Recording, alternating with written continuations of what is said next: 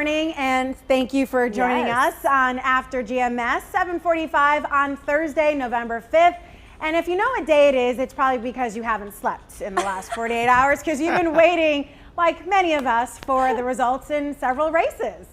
Yeah, it's just crazy. This week seems to just kind of run together, feel either fast or slow, depending on how you are feeling about the way things are going. But it is Thursday, November 12th. I keep saying November 12th because that is the date on which our absentee ballots have to be received by in order to count. We'll talk about that in just a moment. But we want to get squared away with our forecast. Some Carolina blue skies and nice temperatures this week, guys. Yeah, we're looking good out there today. It's a little bit of a cool start to the day. Temperatures in the 30s and the 40s, but we'll warm up quickly into the upper 60s to low 70s. So we may see a little bit of high cloud cover from time to time, so don't be surprised if you see that. That's what we're going to call it, mostly sunny today instead of completely sunny. And then through the weekend, we'll start to see a few more clouds and mixed in with sunshine at times. Temperatures still near 70, maybe an isolated shower this weekend, but looks like our next decent chances of rainfall won't arrive until we go on into the first half of next week. That's a quick look at your forecast. All right, before we move into our first conversation, if I can have the control room zoom out just a little bit. Jason Hutchins, let me know. My head is missing. There's something that's cutting it off. So I don't know if I need to stand over here a little bit closer to Ed, but let me know, because I definitely don't want to be the talking legs. There you go. It's better than the talking belly, right? Because that's just getting larger by the day. Very cute, though. All right, here's the conversation. We knew this election would be different due to the number of mail-in ballots. Several battleground states are toss-ups, including North Carolina, and no one's predicted a winner in the presidential race. Yeah, at least not right now, although that could change this morning. Let's take a look at where things stand as of this moment. So far, neither President Donald Trump nor Democratic candidate Joe Biden has reached the required 270 electoral college votes to win the presidency. Right now, the Associated Press has Biden with 264 compared to President Trump's 214. If you've seen a different number elsewhere, that's because certain networks, including CBS, have not yet officially called Arizona. But we're going right now with what the AP has. We are expecting ballot count updates from states like Pennsylvania and Georgia today, which could change the trajectory. Currently, President Donald Trump leads over Democratic Biden here in North Carolina by about 76,000 votes. Experts say there are too many absentee ballots that have not yet been returned to make a call right now. So, of course, everyone is waiting, talking about this on social media.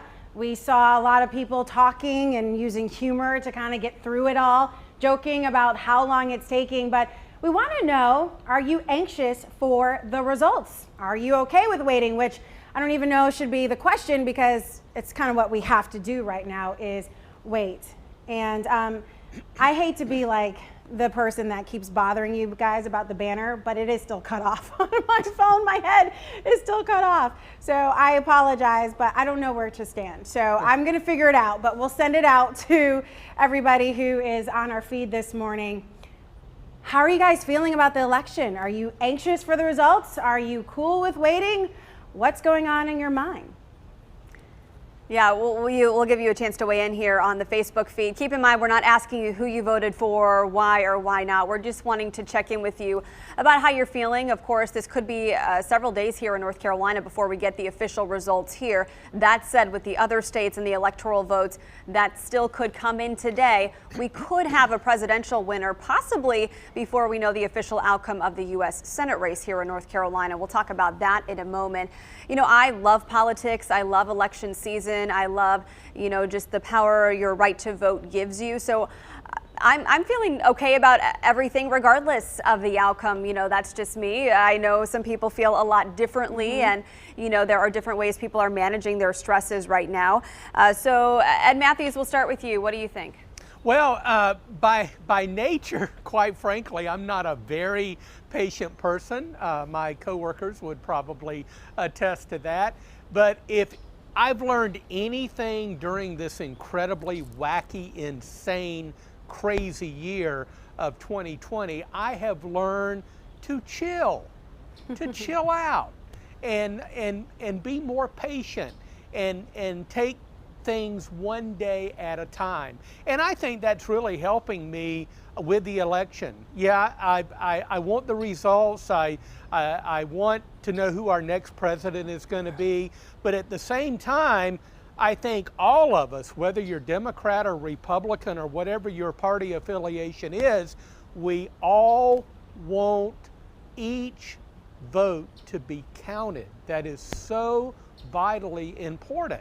And we have over 300 million people in the United States. That's a lot of voting. And so I'm going to be patient. I've been patient and I'm going to be patient, but check back with me tomorrow because I might be ready. I was telling Tracy will attest to this. I was in the studio social distancing with Tracy, but I was telling her, today's my Friday. I'm off the next couple of days. I have absolutely no plans to turn on the TV. Yeah. I got to take a break. Yeah, and I was telling Megan that I had to turn the TV off yesterday because, you know, my brother called me about the Electoral College and we're watching the maps on, you know, some of the big networks that were trying to determine races and doing the analysis. And all of a sudden my son goes, "Mommy, I want to go to the Electoral College." And I said, "Oh no, okay, I'm turning this off." I've been, you know, he wasn't watching it, he was playing with his sister. So I really wasn't thinking that he was paying attention to what was going on in the background.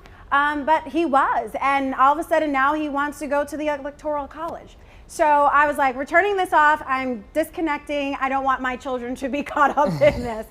And that's my Electoral College story. Yeah. Now watch him go into politics someday and be selected as an elector by a political party, and then he'll say, "Hey, Mom, remember when I was 4 years old and wanted to be in the Electoral College?" As long as he has free tuition to whatever college he needs to go to, and then he becomes an elector, I'm good. You know, I'm good on that. Yeah. So Taran Kirksey, is this one of the weeks where you're glad you're in the weather department, or do you wish you could be in the thick of politics? Oh yeah, definitely. Like the less you see of me, the better for me and for you. You know, I know for myself, like we didn't watch anything, my wife and I didn't watch anything Tuesday night. I mean, we knew it was probably gonna, you know, we weren't gonna know much before 11 p.m. and we were gonna try to be asleep before then anyway. But I've been dealing with trying to be patient. I think I'm fairly patient, but also like data. And so I do, you know, like to dig into the results. You know, a lot of the Secretary of State's offices in many of the states across this wonderful country have really detailed websites where you can look and you can see, okay, these are how many ballots are outstanding, these are the counties that they're from, these are the precincts that they're from. And I like to do like back of the envelope type calculations to try to do my own little projections, because once you have actual data, you can make more accurate projections. And so that's been interesting to do, just to kind of let my analytical brain just zone out a little bit from everything else that's going on. Spoken like a scientist. Right? Zoning out. Okay, so Megan, I don't think you've talked about your stress level. You said you're not stressed at all, even though you worked like overnight and 10 different tired. shifts. Okay. I know. I came home from working overnight on election night, and my son, you know, I was really hoping for that morning nap he would take. He's like, "No, Mom, I haven't seen you in like 24 hours. Let's play. Let's play." And so it was fine. I was, of course, excited to spend that time with him. So yeah, we do have a few folks weighing in here on online on our Facebook feed. Nadine said, "I'm not patient, but I'm having fun watching everything unfold." Cynthia wrote in, said, "Waiting patiently." And Alma Parker says, "It takes time. Voter turnout was great. Count every vote." So, you know, we have a lot of people who are anxious, some people who are just cool and calm like Ed Matthews, and then other children who want to go to the Electoral College. So, you know, it's a wide range. It's a wide range. Yeah, and then Nadine said her son too, Tracy, was really interested in learning about the election. So pretty cute to see this youth interest and potential engagement in politics. There was a record youth turnout vote this year, so we'll have to see if that holds true for the elections to come. Well, he also wants Bojangles every time he sees a Bojangles commercial, so I wouldn't put too much. Well, I wouldn't put too much into this. Voting on the best biscuit. There you go. All right, let's get to some of the more headlines this morning. We have updates coming up here. The U.S. Senate race in North Carolina, as I mentioned, still too close to call officially. Republican incumbent Senator Thom Tillis declared victory on election night. But with 49% of the vote, experts have not yet formally declared a winner. His lead, you see, is less than the number of outstanding absentee ballots that could be eligible for counting. Senator Tillis' challenger, Cal Cunningham, released a statement Wednesday. Quote, "The State Board of Elections is continuing to count ballots, and we plan to allow that process to be carried out so every voter can have their voice heard," end quote. Well, one of the reasons these races have not been called in our state is the outstanding absentee ballots. Voters had to submit the ballots either in person or get it postmarked and in the mail by 5 p.m. on election night, which was Tuesday. So county officials have until November 12th in our state to count the ballots and tally the final results. The 2020 election is just one thing experts say could be leading to so much stress in your life right now. So how can you step back and really find some calm in your life? WFMY News 2's Candace Redd talked with the experts. If you're stressed over the race for the White House, you're not alone. Take a look at these numbers. About 68% of adults say the 2020 presidential election is a significant source of stress in their life. That's a large increase from the 2016 presidential election when 52% said the same thing. This information is coming straight from a recent survey by the Harris Poll on behalf of the American Psychological Association. The survey also found the divisive election is stressing a large number of people who look like me. We're talking about the Black community, jumping from 46% in 2016 to 71% this year.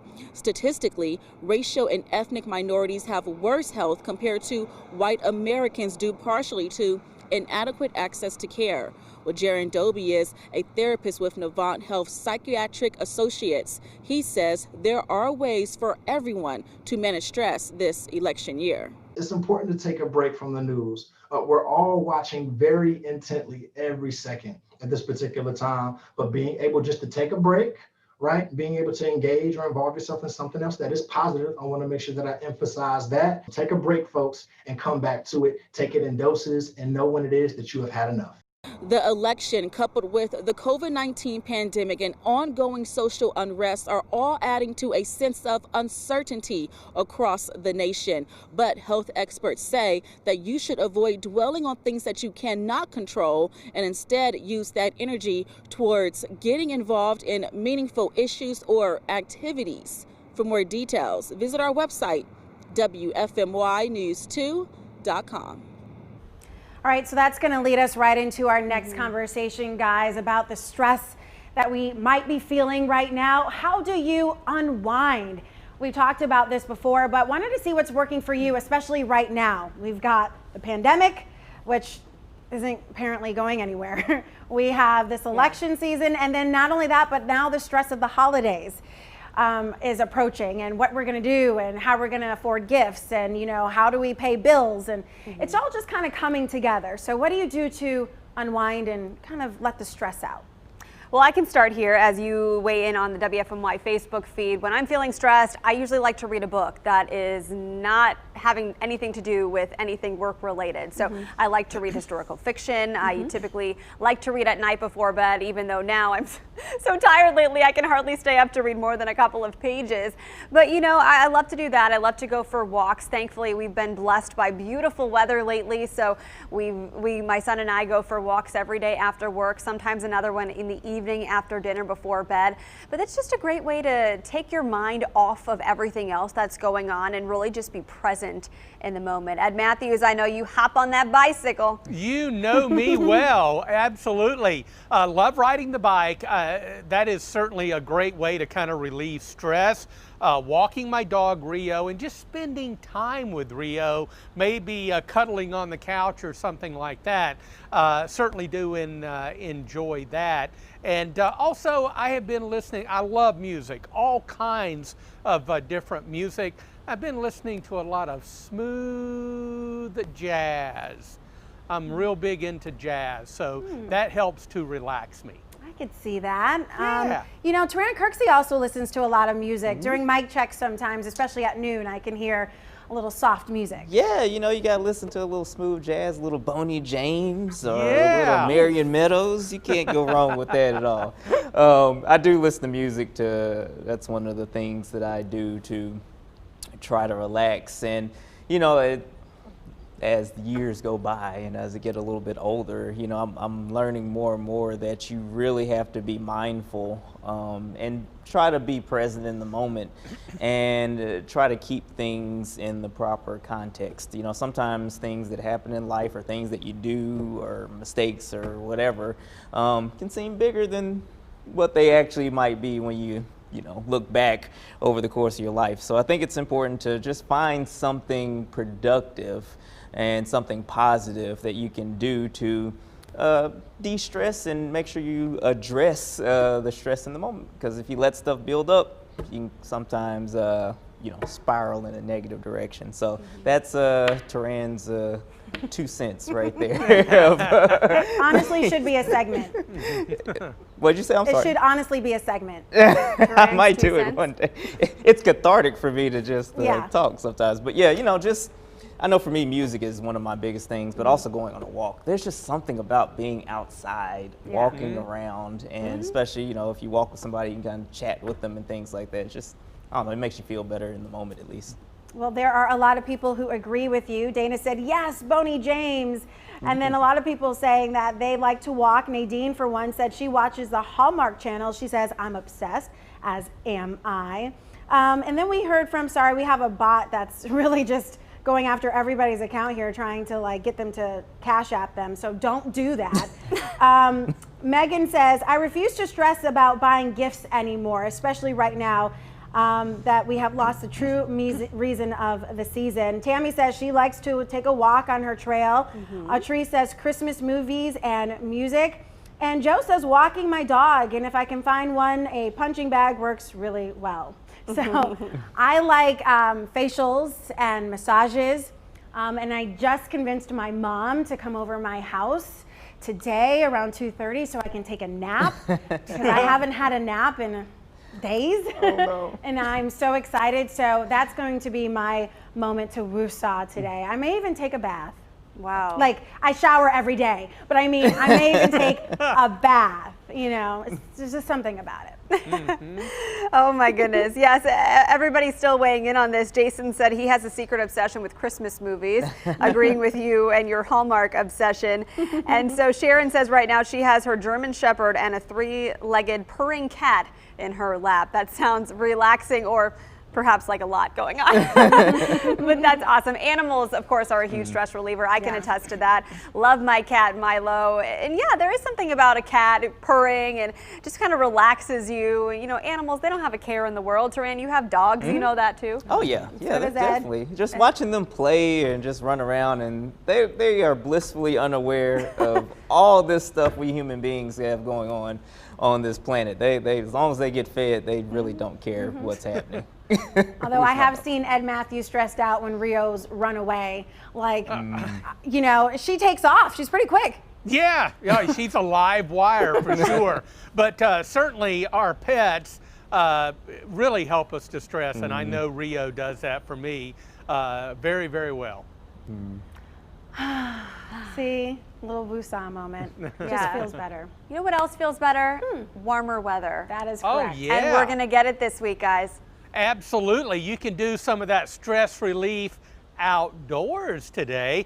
A little chilly this morning, but temperatures will move on up, and we're on our way pretty close to 70 today.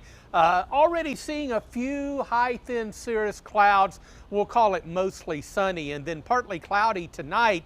Lows will drop into the mid-40s, so we're seeing both our daytime highs and our overnight lows kind of moderate a little bit. Tomorrow, sun and clouds around 70, and then for the weekend, we're back up around 70, probably seeing a little extra cloud cover, tiny shower chance. Now, a cold front will approach by about Tuesday, Wednesday, and that will give us a better chance of some rain again Tuesday and Wednesday. By that time, we'll know better what is going to happen with Tropical Storm Eta. It may never come this way, but it's something that we're going to be watching very closely. It should be in the Florida Keys by later in the weekend and early next week. But you can bet your forecast team is going to keep a sharp eye on it. We'll do our best to keep it away. Yeah, I want to end with something that'll make you smile. Earlier said, how do you unwind? And Sharon laughed and said, you mean unwind? Did it? Yeah? So thought that would give you guys a few laughs this morning. And you know what? Humor is one of the ways that we get through things during trying times. So, you know, tomorrow could be a whole different story. We could be up here telling you, you know, who won the election, or we could say, hey, it's going to take the weekend. But either way, we'll be here, and we are, you know, committed to giving you the latest factual and accurate results. Absolutely, and a lot could change in the next few hours. We know several states have board meetings this morning, so please join me for WFMY News 2 at noon on your TV, and we will see you as a group tomorrow. Can't wait. All right, guys, take care and be safe.